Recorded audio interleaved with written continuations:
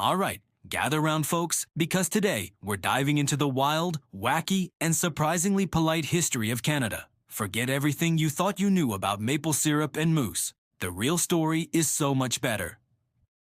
Our story begins, as all good stories do, thousands of years ago. Long before anyone even dreamed of a double-double, the land was home to the First Nations, Inuit and Métis peoples.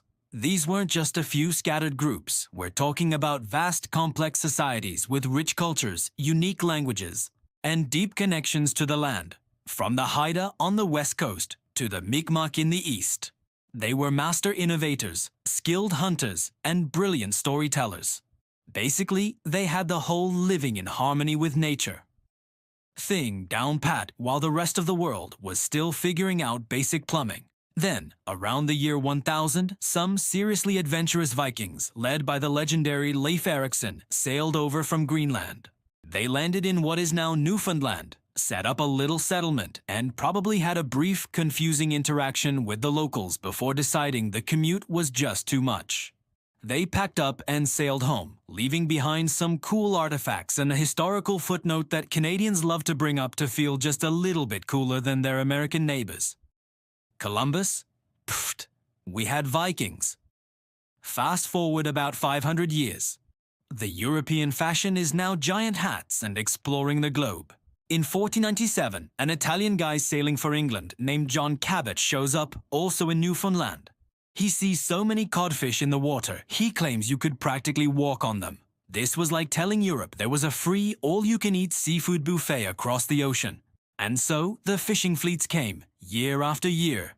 But the real game-changer was a Frenchman named Jacques Cartier.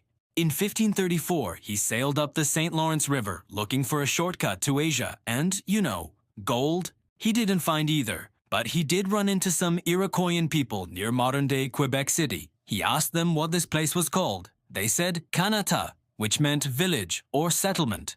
Cartier, in a classic case of misunderstanding, thought they meant the whole country. And just like that, the name Canada was born. Thanks Jacques for not paying full attention. Cartier also brought back a not-so-great souvenir to Europe, scurvy. But on a later trip, the Indigenous peoples showed him how to make a tea from evergreen needles, rich in vitamin C, which saved his crew. This was the first, but certainly not the last, time Indigenous knowledge saved European bacon. Now let's talk about the original Canadian gold rush, but instead of gold, it was beaver pelts.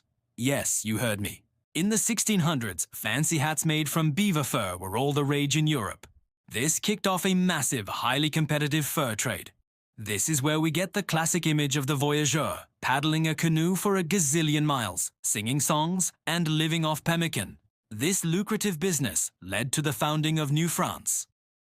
Samuel de Champlain, the father of New France, established Quebec City in 1608 and made alliances with the Huron-Wendat and Algonquin peoples against their rivals, the Iroquois Confederacy. This set the stage for decades of conflict. The fur trade was intense, creating a massive economic network that shaped the future of the continent. It was all about beaver pelts, baby.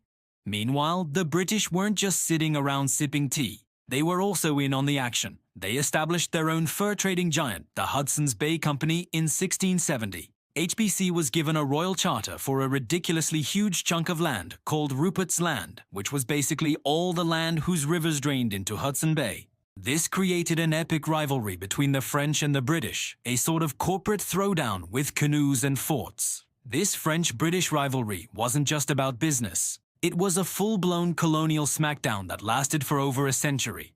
They fought a series of wars in North America, which were basically spin-offs of their bigger wars in Europe.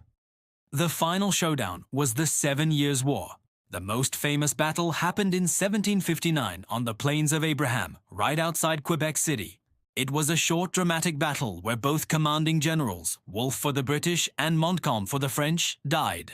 The British won, and in 1763, France officially handed over Canada. Awkward. So now, Canada is British. But what about all the French-speaking Catholic people living there? The British, surprisingly, decided not to kick them all out. Instead, they passed the Quebec Act in 1774. This act protected French language, civil law, and religion. It was a pretty forward-thinking move, but it really annoyed the American colonies to the south, who were already getting grumpy about British rule. In fact, it was one of the intolerable acts that helped spark the American Revolution. When the revolution did kick off, the Americans tried to invade Canada, thinking the French Canadians would happily join their cause. They were wrong. The Canadians were like, no thanks, we're good. So the Americans went home, and Canada remained British. After the war, thousands of loyalists, people loyal to the British Crown, fled the United States and moved north. They settled in the Maritimes and what is now Ontario, fundamentally changing the demographic makeup of Canada and solidifying its British identity alongside its French one. The 19th century was all about growing up. We had another go with the Americans in the War of 1812. It's a war both sides claim they won. In Canada, it's remembered for heroes like Laura Secord, who didn't just sell chocolate.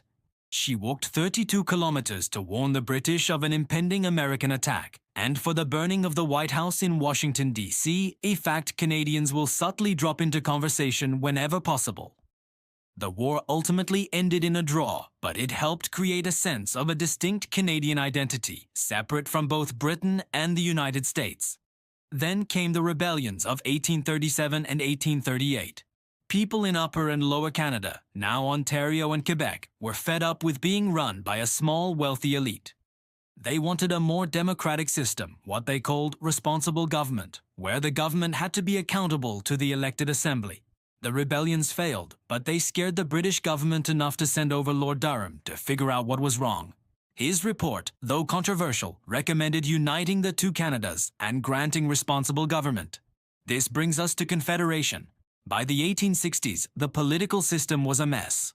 The colonies had huge debts from building railways, and there was a growing fear that the United States, fresh off its Civil War, might just decide to expand north. So a bunch of politicians, now called the Fathers of Confederation, got together for a series of conferences.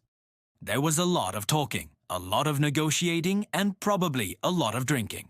The result? On July 1, 1867, the British North America Act was passed and the Dominion of Canada was born. It started with 4 provinces: Ontario, Quebec, New Brunswick, and Nova Scotia. Our first Prime Minister, Sir John A. Macdonald, had a vision of a country stretching from sea to sea. His big, crazy dream was to build a transcontinental railway to unite the country and encourage settlement in the West. Building that railway was a monumental and controversial undertaking. It connected the country but came at a great cost, particularly to the Chinese laborers who worked in horrific conditions, and to the indigenous peoples of the prairies whose lands were taken and whose way of life was systematically dismantled through treaties and the reserve system. The Métis people, led by Louis Riel, resisted this expansion in 2 major uprisings, the Red River Resistance and the Northwest Rebellion. Riel is one of the most complex and tragic figures in Canadian history. A rebel to some, a hero and a father of Manitoba to others. As the 20th century dawned, Canada was forced onto the world stage by 2 world wars. The country's contributions were immense, but they came at a terrible price. Battles like Vimy Ridge in World War I became powerful symbols of a new, independent Canadian nationhood forged in sacrifice. After the wars, Canada really came into its own, establishing a welfare state with universal health care, a Canada pension plan, and a reputation as a peacekeeping middle-power nation. The latter half of the century was defined by the Quiet Revolution in Quebec, a period of intense social and political change where the province modernized and a powerful nationalist movement emerged, leading to 2 referendums on sovereignty. We also finally got our own flag in 1965, the beautiful maple leaf, after a long, heated parliamentary debate. And in 1982, we patriated our constitution, meaning we finally brought it home from Britain, adding the Charter of Rights and Freedoms, which protects the fundamental rights of every citizen. And that, in a very condensed, slightly silly nutshell, is the story of Canada. It's a story of Indigenous resilience, of French and British rivalries, of beaver hats, railways, and rebellions. It's a tale of building a massive, diverse, and complicated country on a foundation of compromise, politeness, and a whole lot of snow. It's a history that's still being written every single day.